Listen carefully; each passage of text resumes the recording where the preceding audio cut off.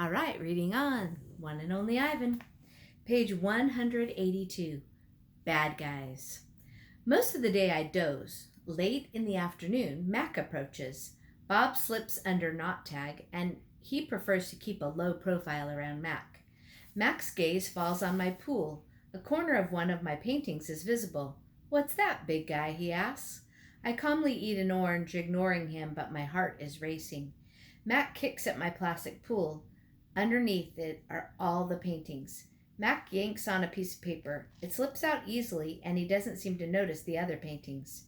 The page is striped with green, which is what happens when blue paint and yellow paint get together.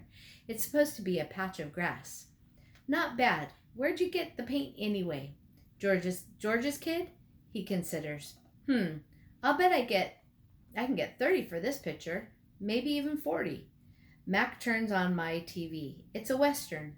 There's a human with a big hat and a small gun.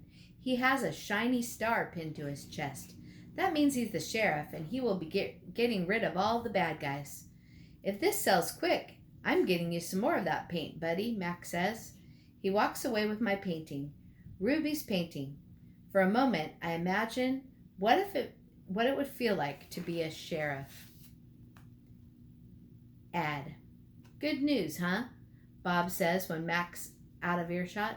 Looks like you might be getting more supplies. I don't want to paint for Mac, I say. I'm painting for Ruby. You can do both, Bob says. You're an artist after all. While I watch the movie, I try to come up with a new hiding place for my paintings. Maybe I think I could fold them once they're dry and stuff them into knot tag. It's a long movie. At the end, the sheriff marries the woman who owns the saloon, which is a watering hole for humans, but not horses. It's been a long time since I've seen a Western that was also a romance. I like that movie, I said to Bob. Too many horses, not enough dogs, he comments. An ad comes on. I don't understand ads. They're not like Westerns, where you know who the bad guy is supposed to be, and they're hardly ever romantic unless the man and the woman are brushing their teeth before they face lick. I watch an ad for underarm deodorant. How do you know who's who if they don't smell? I ask Bob. Humans reek, Bob replies. They just don't notice because they have incompetent noses. Another ad comes on. I see children and their parents buying tickets, just like the tickets Mac sells. They laugh and enjoy their ice cream cones as they walk down a path. They pause to watch two sleepy-eyed cats, huge and striped, dozing in the long grass. Tigers. I know because I saw them on a nature show once. Words flash on the screen, accompanied by a drawing of a red giraffe. The giraffe vanishes, and I see human families staring at another kind of family. Elephants, old and young. They're surrounded by rocks and trees and grass and room to wander. It's a wild cage, a zoo. I see where it begins and where it ends. The wall that says you are this and we are that, and that is how it will always be. It's not a perfect place. Even in just a few fleeting seconds on my TV screen, I see that. A perfect place would need no walls. But it's the place I need. I gaze at the elephants and then I look over at Ruby, small and alone. Before the ad ends, I try to remember every last detail. Rocks, trees, tails, trunks. It's the picture I need to paint. Imagining. It's different now when I paint. I'm not painting what I see in front of me, a banana, an apple. I'm painting what I see in my head, things that don't exist, at least not yet. Knot tag. I pull out knot tag's stuffing. Carefully I fill her with my paintings, hiding them so Mac won't sell them. She's large, bigger than Bob, but I still have to crumple a few of them. Bob tries to settle on her for a nap. You've killed her, he complains. I had to, I say. I miss your stomach, Bob admits. It's so spacious. When Julia arrives, she noticed that I've used up my paints and paper. Wow, Julia shakes her head. You are one serious artist, Ivan. One more thing. My finger painting has sold for $40 with a frame. Mac is happy. He brings me a huge pile of paper and big buckets of paint. Get to work, he says. I paint for Mac during the day and for Ruby at night. I nap when I can. But my nightmare picture, oh, not nightmare, but my nighttime picture isn't quite right. It's big, that's for sure. When I place all the pieces on the floor of my cage side by side, the cement is almost completely covered. But something is still missing. Bob says I'm crazy. There's Ruby, he says, pointing with his nose. There's the zoo. There are other elephants. What's wrong with it? It needs one more thing, I say. Bob groans. You're being a temperamental artist. What could be missing? And here's a picture of Ivan painting while Ruby is sleeping.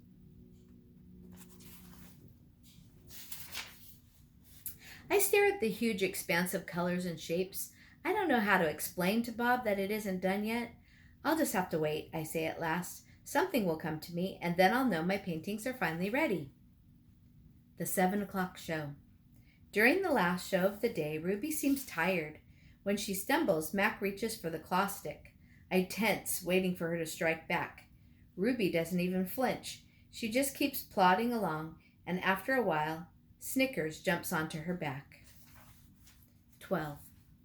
I lie in my cage with Bob on my stomach, and we are watching Julia do her homework. She doesn't seem to be enjoying it. I can tell because she's sighing more than usual.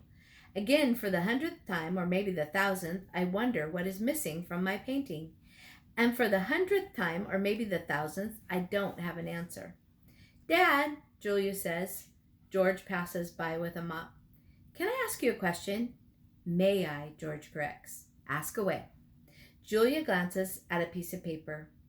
What's the difference between the word spelled Principal and the one spelled Principle? I'm going to show it to you. So we have this one, Principal, and we have this one, Principal. The first one is the head of a school, like Ms. Garcia. The second one is a belief that helps you know what's right or wrong. He smiles. For example, it's against my principles to do my daughter's homework for her. Julia groans. If I'm going to be an artist when I grow up, why do I need to know how to spell? With a laugh, George heads off. Poor Julia, I think. Gorillas get by just fine without learning how to spell. All those endless letters, those sticks and circles and zigzags, filling up books and magazines and billboards and candy wrappers. Words. Humans love their words. I leap up. Bob goes flying straight into my pool. A word.